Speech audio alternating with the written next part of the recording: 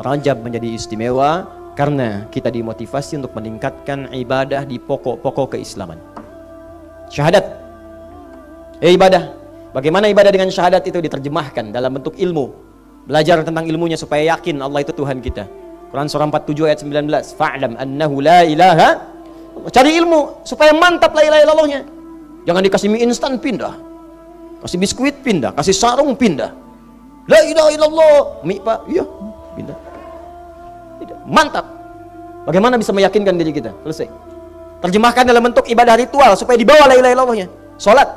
Kan dalam salat kita la ilaha illallah. Asyhadu an la ilaha illallah. Tahiyat kita la ilaha illallah. Salat. Maka salat di Rajab latihan, tingkatkan ibadah. Mulai sekarang keluarkan salat sunnahnya, sunnah-sunnahnya. Latihan salat yang benar. Zakat yang punya kewajiban, turunannya infak, sedekah. Latihan berinfak. Ya, latihan ibadah.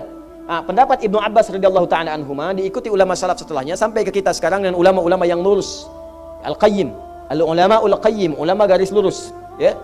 Mereka mengatakan apa kalimat-kalimatnya? Jika ada ketentuan dalam Al-Qur'an kepada masuk yang ketiga, kalau dilarang berarti lawannya diutamakan. Dilarang lawannya diutamakan. Pada bulan Rajab dilarang berbuat yang haram-haram, tinggalkan yang haram-haram, berusaha kita kerjakan. Lawannya yang halal-halal tingkatkan, kerjakan. Nah, kalau nanti spesifik dilarang, berarti dosanya 2 kali lipat dari hari-hari sebelumnya. 2 kali lipat. Nah, persamaannya kalau dosanya 2 kali lipat dari hari sebelumnya, ta'zim, diagungkan, maka pahala pun lawan daripada dosa itu digandakan dari hari-hari sebelumnya. Maka Rajab punya keistimewaan yang kedua, ketika seorang banyak berbuat amal saleh, maka yang baik-baik tadi pahalanya dilipat gandakan lebih daripada hari-hari sebelumnya. Ya, Allahu a'lam berapa nilainya, tapi kaidah berkata demikian. Maka sekarang perbanyak salat sunnah, ya, perbanyak amal-amal saleh. Karena itu ketika orang mulai lalai dengan keutamaan Rajab, banyak di antara para sahabat yang menghidupkan itu. Cuman sayang sebagian orang karena ingin memotivasi, cuman caranya salah, dibikin hadis-hadis palsu. Gitu. Jadi kalau Anda ingin membawa orang pada kebaikan, lakukan dengan cara yang ma'ruf, tinggalkan yang mungkar. Maka muncullah banyak hadis palsu di Rajab ini. Tentang puasa, tentang sholat, banyak. Padahal nggak pakai hadis palsu pun sudah ada hadis-hadis yang sahih. Sudah ada Quran bahkan. Maka silahkan tingkatkan, malam bangun sholat sunnah. Apa jenisnya? Tahajud ada. Ya, qiyamul lail ada. Ini nggak usah ngarang-ngarang pakai yang lain-lain. Kalau mau doa ya doa silahkan dalam sholat. Sudah ada hadisnya sahih. Ya, sudah ada. Kemudian ayatnya sahih. Tahajud sahih, hadis Muslim banyak. Ya, nomor hadis 749 bagi pemula, salatul laili mathna mathna wa idza khasyiya ahadakumul fajr falyutir rakatan wahidah. Abu Dawud nomor hadis 1367. Itu yang menggunakan 2 ujungnya 1. Yang 443 Al-Bukhari nomor hadis 2008 dari Sayyidah Aisyah radhiyallahu taala anha, ya. Suila Sayyidah Aisyah radhiyallahu taala anha salatin Nabi sallallahu alaihi wasallam, ya, bertanya, datang 3 orang sahabat. Ya, siapa di antara mereka? Ya, datang kemudian Abdullah bin Mas'ud radhiyallahu taala anhu, Hudzaifah al-Yamani, Ubay bin Ka'ab datang bertanya kepada Sayyidah Aisyah, bagaimana salat malamnya Nabi? Kata Sayyidah Aisyah, la tas'alu an husnihinna wa tulihinna. Ya, usolli arba'an, thumma yusolli salatan. Silahkan, mau yang 4, 4, 3, 2, 2, 2 ujungnya 1. Mau yang 11 silahkan, lebih daripada itu silahkan. Silahkan latihan. Tapi isi dengan ibadah, meningkat pahalanya. Tapi nggak usah bikin hadis palsu. Makanya banyak ditemukan di bulan Rajab ini hadis-hadis palsu. Bukan amalnya yang salah, hadisnya yang keliru. Ada yang salah paham. Karena banyak menganjurkan tadi, ada 2 terjadi kesalahan. 1, banyak menghadirkan hadis palsu. Sehingga masyarakat salah paham. Gak usah sholat di malam Rajab, hadisnya palsu. Bukan sholatnya, hadisnya yang salah.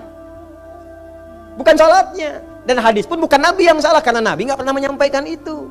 Ada yang menduplikasi, ada yang bikin hoax. Dan bahaya orang yang bikin hoax atas nama Nabi seakan-akan memesan kafling di neraka satu tempat. Hadisnya sahih. Man yatabawwa alayya muta'ammidan man kadzdzaba alayya muta'ammidan falyatabawwa maq'adahu finnar. Siapa yang sengaja bikin hoax atas namaku, mencatut namaku dalam informasinya, maka seakan-akan dia pesan tempat satu kafling di neraka. Itu bahaya. Dulu begitu. Jadi bukan dilarang salat malam, silakan malam hidupkan. Siang hidupkan dengan beramal. Istighfar macam-macam silakan. Itu udah biasa. Ini kesalahan pertama. Ada yang menduga masyarakat gak usah sholat, gak usah puasa, gak usah gini. Kenapa? Karena hadisnya palsu. Itu yang palsu. Tapi kan yang sahih ada, Joni.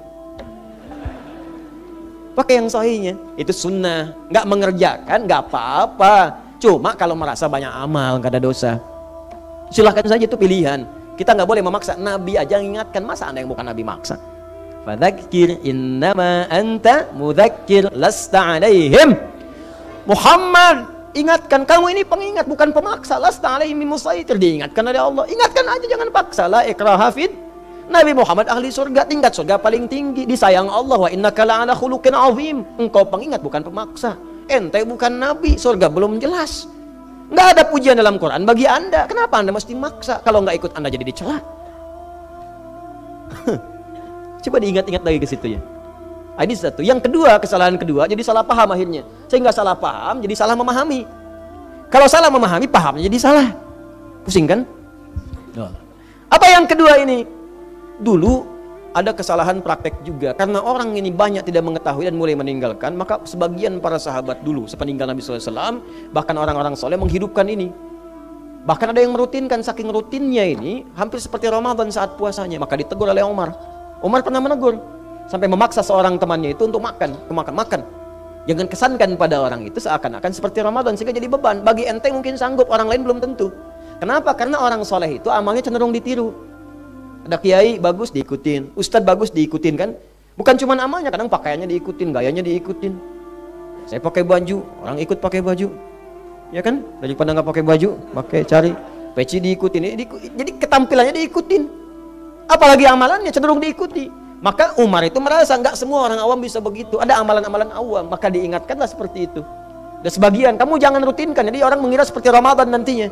Bukan nggak boleh tiap hari puasa. Kalau pengen puasa mengoleksi diri silakan, perbanyak silakan. Bukankah yang dianjurkan diperbanyak puasa oleh Nabi di bulan haram itu?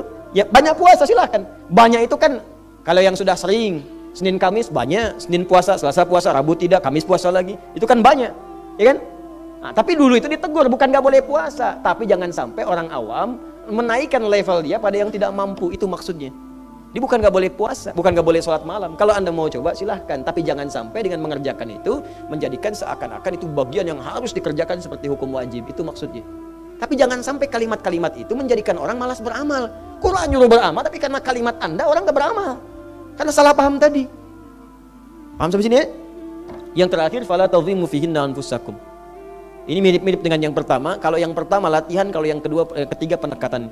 Jangan banyak berbuat zalim. Ya, terutama pada diri kita sendiri.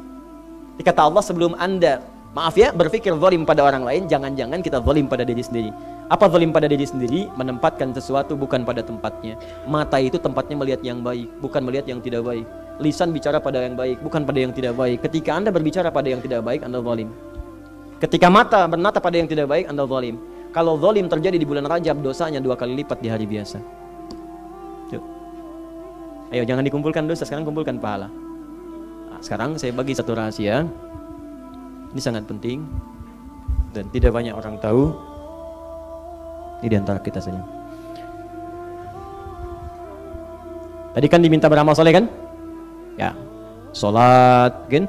Baca Al-Quran, amal soleh bukan? Sedekah, amal soleh bukan? Terus diminta meninggalkan maksiat kan? Baik. Ada satu amalan yang kalau Anda kerjakan itu, maka semua yang tadi akan ikut otomatis. Dan Anda nggak capek, akan ikut semuanya. Udah pasti itu, insya Allah. Namanya asyam. Asyam, bukan asyap, asyam. Asyam disebutkan 9 kali dalam Al-Quran. Puasa. Puasa. Karena itu Nabi sangat menganjurkan puasa di bulan-bulan haram. Bukan cuma di Rajab saja. Dzulqa'dah, Dzulhijjah. Bahkan di bulan haram pun ada yang spesial lagi. Misal, Dzulhijjah ada puasa Arafah. Ya, puasa pertengahan bulan. Itu spesial. Senin Kamis, saking spesialnya cuma Senin dan Kamis saja. Rabu udah nggak bisa. Ya, puasa Daud, misalnya kan. Nah, cuma asyam, puasa menjadi spesial karena puasa itu amalan unik yang saat dikerjakan pasti mengumpulkan amal-amal ibadah yang baik dan menanggalkan hal-hal yang tidak baik. Mengumpulkan yang soleh, meninggalkan yang salah. Itu udah otomatis. Contoh begini. Kalau nggak puasa, sholat fardu pun belum tentu bisa dikerjakan dengan sempurna. Kadang-kadang terlambat dikit masih biasa. Tapi kalau puasa, jangankan sholat fardu, ketinggalan sholat sunnah pun jadi nggak enak, gelisah. Ya, termasuk maksiat. Orang puasa itu bisa libur dulu maksiat, berhenti maksiat. Itu orang jahiliyah, itu sudah populer kalimat ini sebelum Nabi Muhammad diutus. Udah tahu mereka informasi ini. Jadi mereka tuh di bulan haram, apalagi masuk Rajab misalnya, itu berhenti dulu Pak maksiat.